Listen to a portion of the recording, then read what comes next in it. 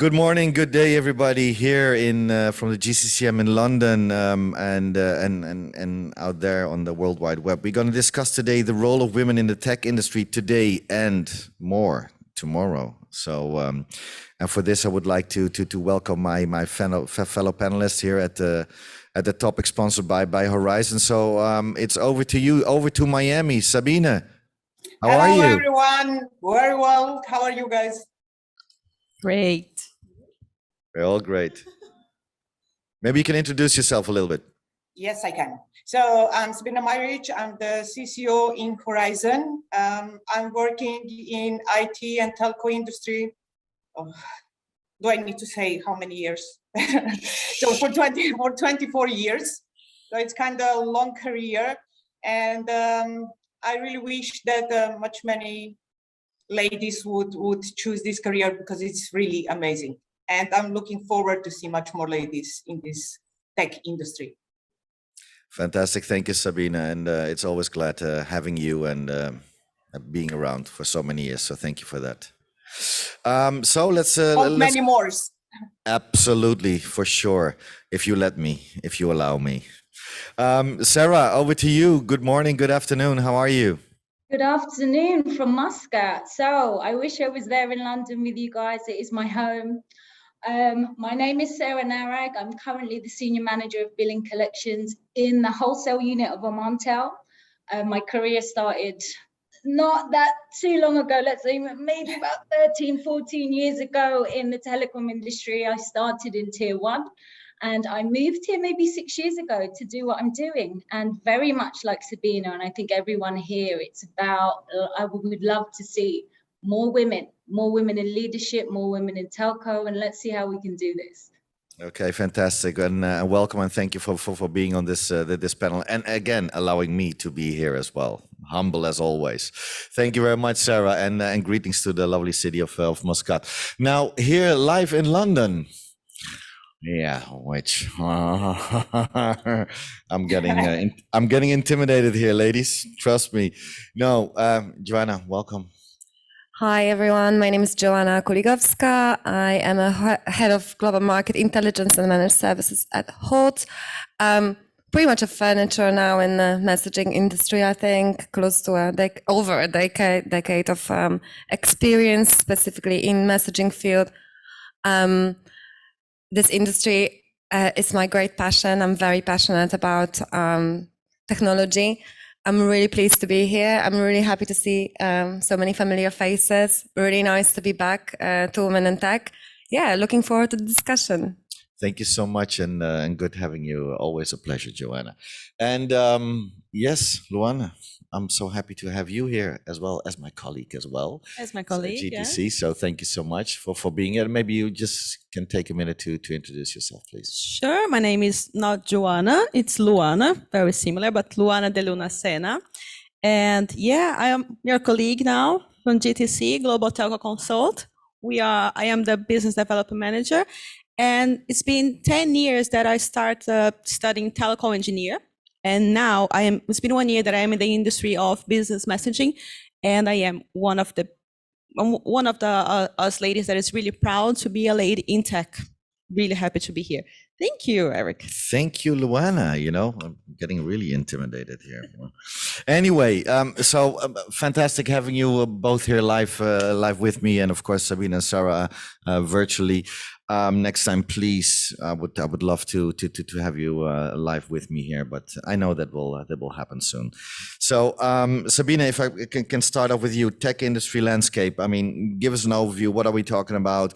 Where do the women in tech kick in, and where do they not kick in, or not yet? What do you see around you?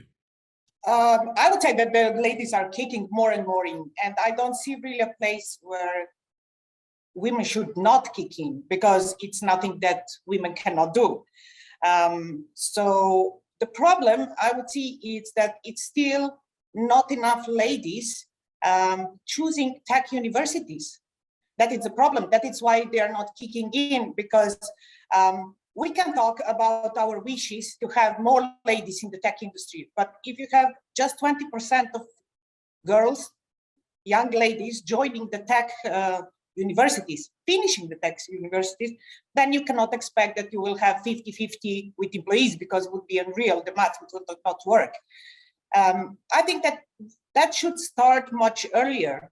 That should start in the family and home environment, when moms and dads and families can say to girls, yeah, choose a tech industry. It's the environment for you in the same way how it can be for guys, and it's not anymore a men's world. So you can be an engineer.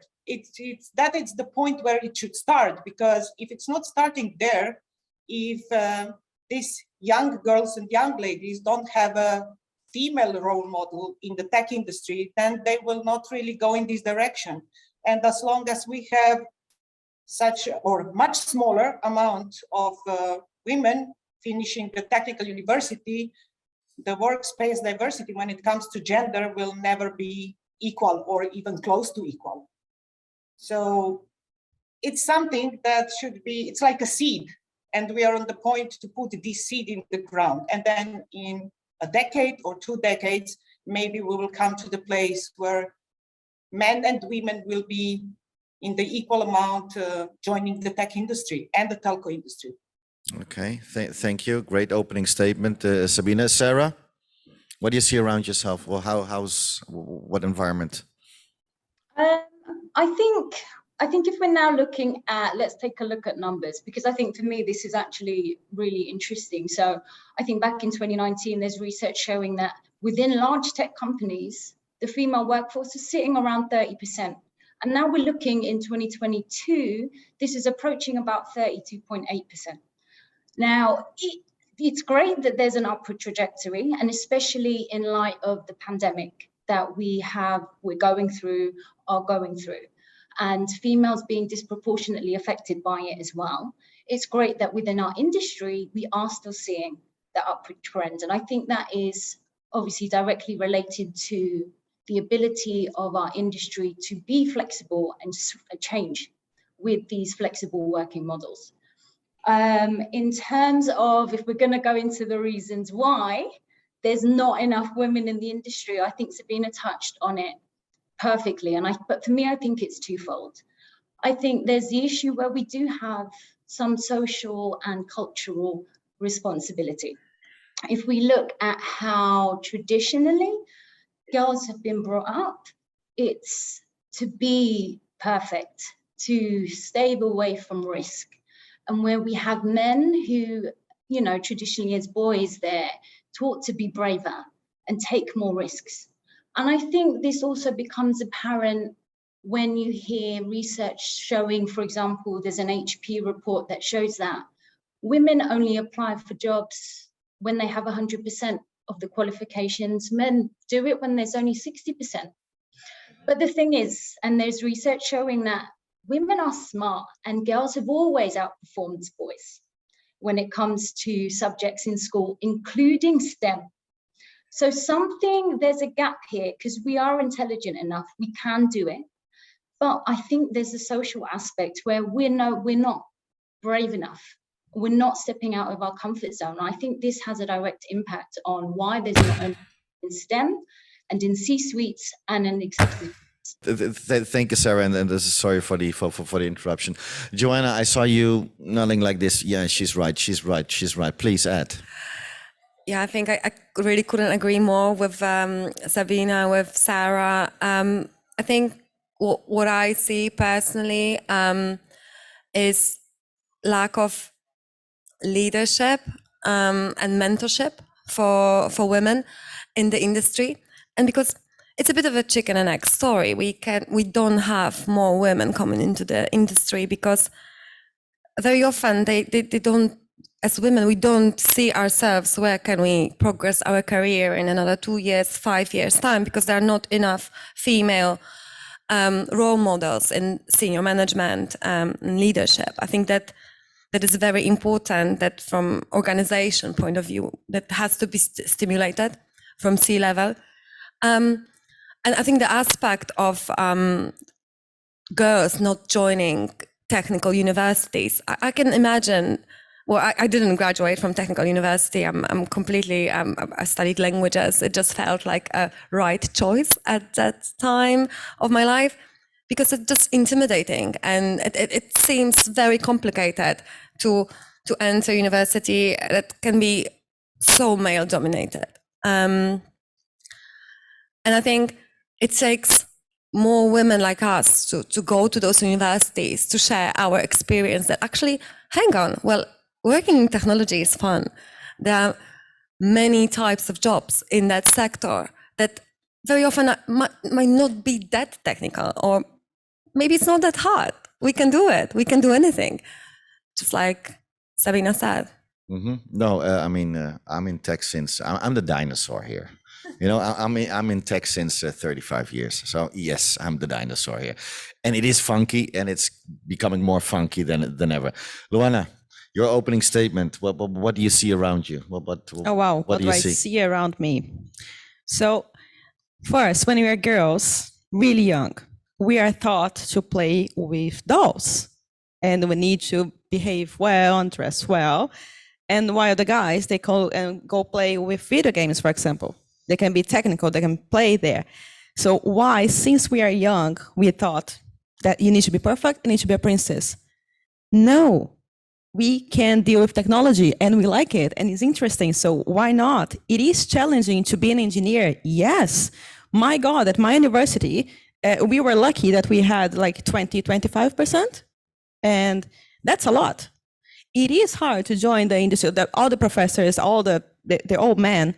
But if you see one lady, like you said, that can be the leadership, wow, it's inspiring. So it is hard, but we can do a great job. My God, like the girl saying, I think it's 19% of in America that they study computer science. Well, engineer now is 25, but it's growing. For example, in the last year, in the Web Summit in Lisbon, it was the first time in history that we had more women than guys attending there. Okay, more, but 50.5%. That's a lot. It's more. I'm celebrating it. It's beautiful. That's how it should be. You saw how in the industry is changing, and we want to change more. So yes, please let's talk about women in tech. It's beautiful. Our company, GCC, we are growing more in diversity, even Hot Horisen everywhere.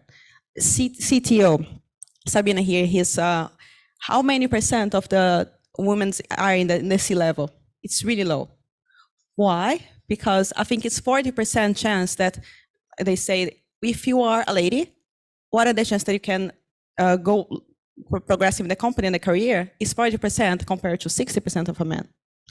We're gonna change that. Don't worry, Eric. Okay. Cool. Thank you. I'm here to be educated as well, right? Don't say yes, Sabina. Zita. Sabina, can corporate strategies and structures support towards a better integration and diversity?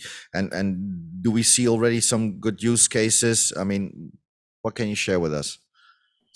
I mean, yes, of course it can. And all the good cases you have around you and in front of you on video now today. So of course it can be done. And I would say that does not need to be done something super special. It's really easy. Just the women, they should have the same chance when it comes to promotions and to get the place like the men do. So it's nothing special that needs to be done. No special treatment, no special opportunities, just equality, which in the most of the cases is not. I mean, the second problem that maybe it's to touch, it's about what Sarah said, that when it comes to a promotion or applying for the promotion, when we talk about women, then it's really, we do all the analytic part and we think, am I good enough? Am I perfect? Oh, I'm missing this 5%. Maybe I'm still not good enough to apply. When it comes to men, they do like, okay, this I know, this I don't know. Ah, yeah, I'm good enough. I will go for it. So maybe in this self-confidence part, that should be the part where women should maybe think about, or where we should teach younger ladies, or even at the university, that you can risk and you don't need to know everything perfect, because you will have a way and the time to learn it. So the first thing is the mentality of the women that you need to be perfect to go. But the second is that they should be treated, or we should be treated equally. And in most of the cases, it's not like this. Okay. So no special treatment, just what it is. Whatever you are, who Yeah, you of are, course. whatever you are, it doesn't matter, just the same treatment. I mean, at the end, if I look from my perspective and I have a team which I'm leading, I would never say I will give a job to this lady instead of to this guy just because she's a lady, but he's better, because at the end, as a team and as a department, I need to deliver results to the company. So the best professional is the one who will get the job. Just treat all the professionals equally, no matter if they are men or women. That is the point. Sure. You have a point, absolutely. But isn't it true, because let's say only 20, 25%, 30% or whatever are only graduating, so the pool of, let's say, women is smaller than the pool of men, isn't it therefore important that the corporate strategies and the processes should be as such that until we get to, let's say, the 50-50 level, being graduated from universities, that until that period, and Sarah, I'm asking you this, that at least the women are a bit more pushed, helped, supported from corporate strategies or processes, whatever, to help them and to to make sure that they get to certain positions, because the pool, the cake is just smaller, right, from men to women in tech nowadays. Yeah. So should it be promoted more, or what's your take on that? I think it should, and the reason why is because we have to kind of look at it from a privilege perspective, right? And if we're looking at diversity, equity, which being as well is a massive part of diversity and inclusion, is the equity piece. So it's ensuring that people that haven't had the same starts in life do actually get some sort of justice. And I think this talks, specifically to the industry and in the workforce in general, right? And, now we're looking at stats that actually show that executive teams that are more gender diverse actually are more likely to experience 25% more profitability. Now, if you add on to that, more racially diverse, it's 36% more likely that they're going to experience higher profitability. And now we need to look into why that is. And I think if we look at it at its most basic level, those who are starting off more like less privileged actually have a different struggle. And those who face more adversity then actually are more resilient, more creative, more innovative. And I think it's up to companies to then be able to leverage those inherent skills and qualities that come with a more diverse workforce. Okay, and you do that by giving them the space, right? Giving them the opportunity, giving them the seat at the table and making space for them. Okay. Before I go to Joanna and then Luana, maybe, let's get this interactive. If the audience has some question and you want to bump in, then please bump in, because the subject is more than important. So, Nasya, I know I count on you as well to bump in if you want to. So you're more than invited. So, Luana, does corporate strategies and processes need to be more and more in place to help women to get their position more and more within the tech corporations? Does it help, or is it?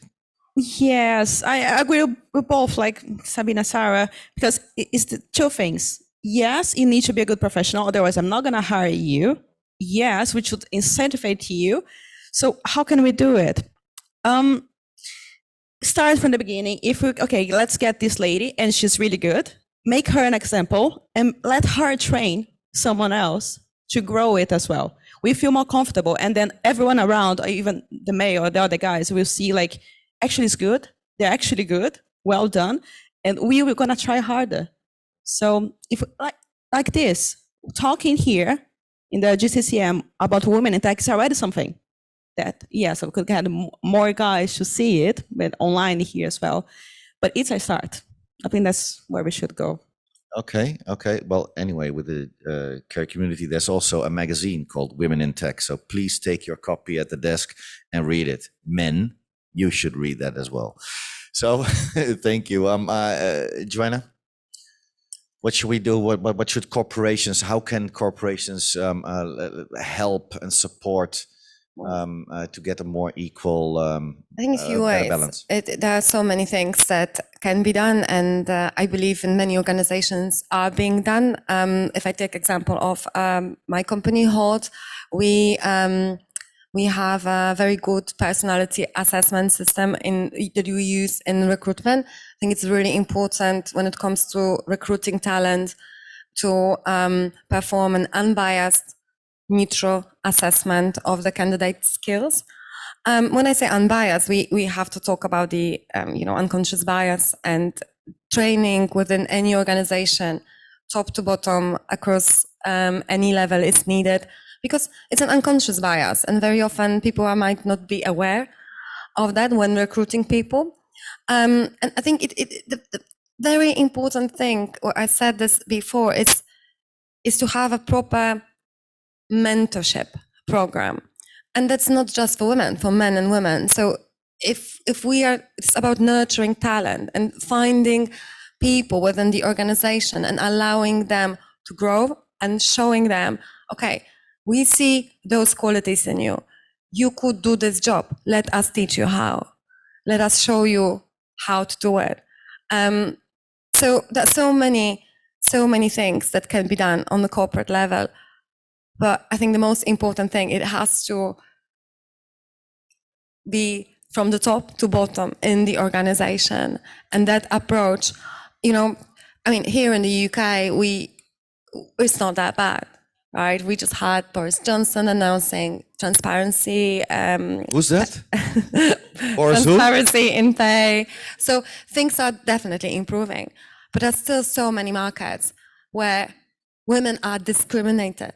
And as a business, and how we conduct business, and how we show that we don't tolerate that sort of behavior against our employees is so important, and has to come from the top management in every organization, I believe. Okay, so Nasya, please, I'm getting you, or if I may, Nasya, come and sit with me. Come and sit here. Nasya. Ladies and gentlemen, I give you Nasya. All right. Welcome. Good to be here. Good to have you. It's getting better for me. It's getting really better for me now. So I want to add a couple practical things, since we're talking about women in tech. And obviously, I myself have been in telcos and in tech for over 27 years. Not as old as you. Thank you. Eric. I started my company, Upro Data, 3 years ago, and I made a point to help as many women as possible. And all my developers, to start with, were all female. And I think if every woman in leadership makes a point to support other women within our network and outside our network as much as we can, we need to start with the women as well as the men within the organization, across the board. Amen. And across the different levels, in order for it to work. Once a female makes it to a certain level, it's our duty to support the people that are coming after us, to teach them, to mentor them, but also it's the duty of men to support the women and mentor them and help them and push them, because as it's been said from the panel, that's why I'm here. Exactly. It was said earlier by the panel that we need mentorship, and women are not confident in many ways until they reach a certain level of expertise to put themselves forward. That's what Sarah said. So the men can help with that. And another thing, which is more HR and practical way that will help women and bring in more equality, is to make paternity leave equal. Cool. Yes. Because one of the, I don't know if you've looked at the statistics out there, that every time a woman has to leave the job environment, they lose 40% of their income for a lifetime, and then it takes them longer to catch up. So they go backwards every time a woman has to leave for any given reason. By allowing men equal rights on paternity when they procreate, that will help women overall in the industry. Well, we see that, for instance, in the Scandinavian countries, where the men they go on paternity leave as well, paid or not paid, or for a certain period, not as equal as for women, which doesn't make it easier. I fully agree with you, and but I do value as well the point which Sabina says, guys. By the end of the day, it doesn't matter. It doesn't matter who you are, what you are, whatever. I just choose the best, and then by the end of the day, the best will come to the job. But on the other hand, I'm still struggling a little bit with the thing that the pool of women of the total cake is still not enough. So get away from the dolls, okay? Yes. Get the C-level to put it really on the agenda, because by the end of the day, who's in charge of HR? Mostly women, right? Yeah. And it is for whatever. So they need to be instructed. I mean, I'm asking this. Well, I'll give you another example, if I may. I was trying to get funding for my organization. Women only get 6% of the fund available. 6%. Might have grown 6.2, 6.3. I had an instance that I was talking to investors, and they told me straight on my face, there was 2 different entities that they said, we like what you're doing, get a male co-founder and then we'll talk to you. Yeah. And it happens, guys. It happens, and it's unfortunate. We need to deal with this problem just because we are born like this. It's unbelievable. Yeah, sorry. No, Sabina, please. I mean, Eric, I agree that it should be the best one, but the best one in many times, or it happens many times, that even if the woman is the best one, she will not be chosen. So that is mostly the problem. So no, not in percentage, not to have the same percentage of men and women. It's basically that when the women are good enough or even better than guys, they will not be chosen. That is the problem. Sabina, even if they are chosen, she's not going to stay in the industry because she's going to be discriminated, they're going to be mistreated. So it's really hard to fight and stay. Right? I mean, you need to fight harder. Yes, correct. I would say that you need to prove yourself much more and many times that the guy needs to do.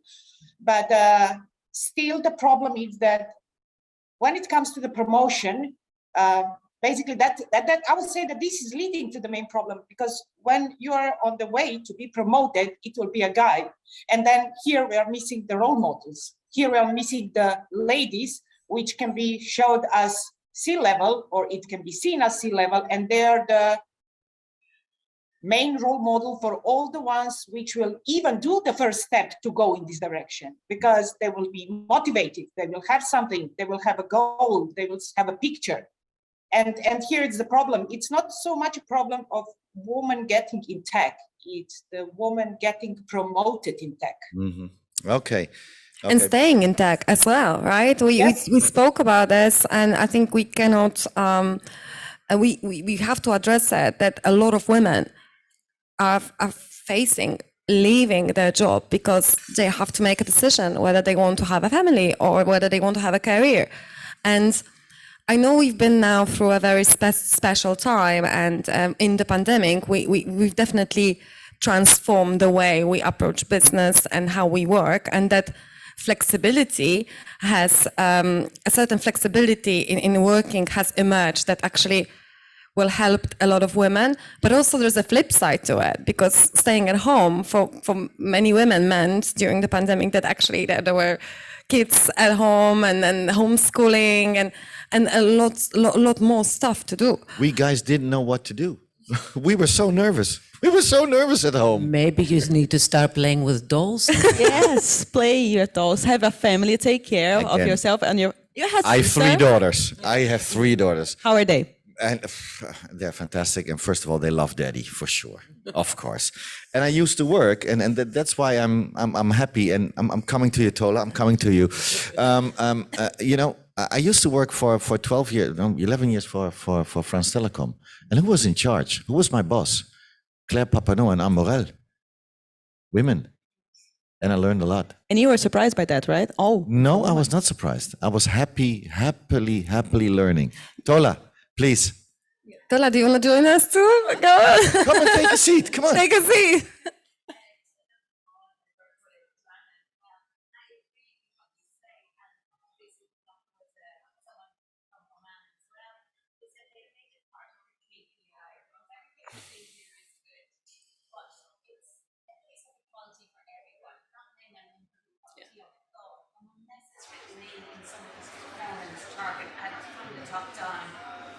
Yeah, it's a nice thing to do, but you don't have to do it. Take the easy option. It's always been working.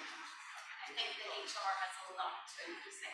Put it as a KPI that you have to do unbiased, conscious bias training, mentorship, all of this for everyone. Because one side can't rise if the other is against it. You have to rise together. Sarah and Sabina, did you hear that roughly? No? Okay. So there should be actually, again, on a corporate level, it should be, let's say, a KPI actually for everybody. Do you agree?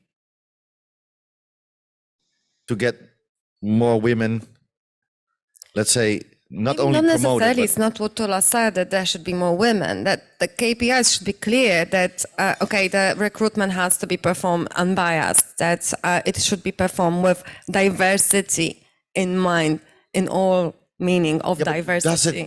does it help to get more women in tech?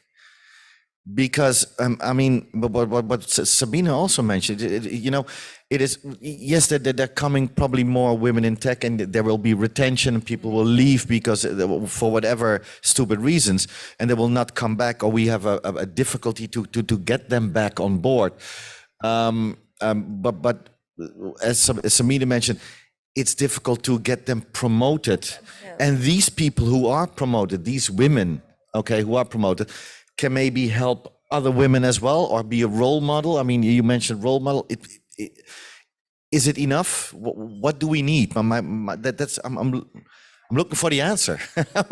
The narrative needs to change from it's a female-male situation to more equal terms. There are already quotas in the major organizations that they say so much diversity needs to exist within the organization, but it's been looked at from that perspective. I need to fill my quota, so I'm going to hire a woman, or I'm going to hire somebody from another culture. And it is still, the narrative is there. The delineation between the sexes and the cultures are still there. So there is not something that we're thinking a person that's best fitted for the job, getting promoted is not happening. No, and yes, this is what it is. But again, is there the pool, the cake? I understand what you're saying about the pool, and it's a big problem, Eric. And I think How can we promote it? corporately, we're not gonna fix the pool. We're not gonna fix it. It actually starts at home, just like you said. It starts with how we raise our daughter, saying, you can do everything you want. You can be whoever you want. There is no role that has been designed for you. You don't have to play with those. It is Here's a hammer, whatever you want to be, you can achieve it. My dad actually gave me a hammer when I was young. And, if you ask a lot of young girls, taking myself as an example, people ask me, what do you want to be when you grow up? I used to say fighter pilot. Me too, by the way. And it's nothing to do with, playing with dolls or the softer. But I would agree with what you said. And also it needs to be a curriculum in a school system. 100%. And I think this is the part we're missing. And, UK, maybe it's on the forefront, but there are so many countries where education is a problem for women, right? So that pool is not getting any bigger because it's not just, it goes beyond corporate strategies. Of course, from the corporate point of view, there is a lot we can do, but it really starts with removing the separation, like Nasia said, between female and male. I mean, at the end of the day, we should be equal. Okay, let me go to Sarah. Sarah, please. So on this, oh guys, you've spoken about. So I think what we're seeing with companies is that there is this thing where we're trying to fill a quota. It's just that, what do you do once you've filled the quota? And I think that's what the struggle is. It's how do you then retain? And research is showing that only, a high number of companies are having this quota and are having initiatives, but like about 44% of them actually have retention plans. And I think this is where the challenge is actually sitting today. So it's actually keeping those people. And I think, Eric, as you said, it's if we don't keep them, they leave and they're going to go somewhere where they do feel valued. And I do want to say how much I fully support what Nasia said in regards to men. 100%, we need more men co-conspirators to ensure that there is more diversity in the game. Because if no matter how much women are changing, we need men on board because, men speak with men and, we need more men having this conversation. They're a big part of this picture. And so I loved it when you said that actually there are a lot of men attending. They need to join us and they need to be a part of this solution. We can't do this on our own. Mm-hmm. Okay. Yes, when it comes to retention, do you believe, Sarah and everybody else, that the new way of working, the flexible work environment, the flexible hours will aid to that, and we will see a surge of women staying at the job because they don't have to be off for a large period of time? So shouldn't we be promoting the flexibility, not only remote working, but actually flex time that to allow women to participate? And not just women, men in general. Everyone. I think what I said earlier, what we learned in pandemic, that actually that became, so I spoke just before this panel, I spoke to Tasha. She's, I think, in the chat. Yeah, Tasha is our recruiter. And what we see coming from candidates that we're trying to hire globally is these days mainly flexibility to conduct our life, to have good balance between, work, because like we said, we want to have a career, but we also want to have a life, right? And those 5 minutes coffee breaks where you can maybe do something small at home, it just makes us so much more at peace, less stressed. And I think that flexibility is such an important part of how we conduct business, and it attracts more women as well. Mm-hmm. Even you, Eric, you had at the pandemic, you had to learn how to stay at home, do things at home that we normally do all the time. So we can see it, you can appreciate. Help us to do it for all of us. I'm working from home since 12 years, so I love it. I just can encourage you guys so you can make things happen now. All right. Talked about a lot of things, a lot of drivers, a lot of challenges, opportunities as well. We see. Nasia, Yes, Eric. can you give us a takeaway for the audience and the people out there? Sure. Putting me on a hot seat, I see. I love that. Change the narrative. It's not about women and men. It's about working together to pave the future for the younger generations, because it should be gender agnostic. Luana? Perfect. I mean, yes, let's start from the beginning. Make it a healthy environment for everyone. Man and woman working together, it's beautiful. That's how it should be. There should be no difference in technology, in hospitality, anywhere. We should do what we want. Joanne? 100% this. And also, when women support other women, beautiful things happen. So let's support each other. Things are falling apart in this room. I don't know what I mean, the bombs are We are coming. together. Sabina and Sarah, energy. apologies, you cannot see this, but we have a stand here and something is going boom. And then there is a loudspeaker. So, it's a bomb here. And you're really missed. So, Sarah, closing statement. Here we go. I just think, yes, everyone's sentiments. I think we need are meant to also join us as joint feminists. And like Joanna said, women need to support women, and on the very lowest level, cause no harm. And let's just support each other and bring people with us. Pay it forward. Thank you, Sarah. And the famous last words, of course, for Sabine, my friend. Thank you, Eric. So I agree with everything that the lady said. And I would just say that we should refer to people in the company as professionals, without gender, without any orientations, without anything. So professionals, no matter who and what they are. And I need to say that I'm really proud about our company and the nice logo that you have in the back, because in Horisen, we have almost, or even more now than 30% women. And having this diversity, we all try to be the best possible professionals in the company. And who is what from where, which gender, it's not really important. Thank you. And that is how it should be. And in Italy, they say punto e basta. Punto e basta. Punto e basta. That's how it goes. So, Sabina, thank you so much. Thank you, Horisen, for sponsoring this very important session. You're welcome. Sarah, thank you so much. Hopefully, we see each other soon. And Nasia, Luana, and Joanna, thank you so much for being here. I mean, we could talk a bit longer, but everything has a time.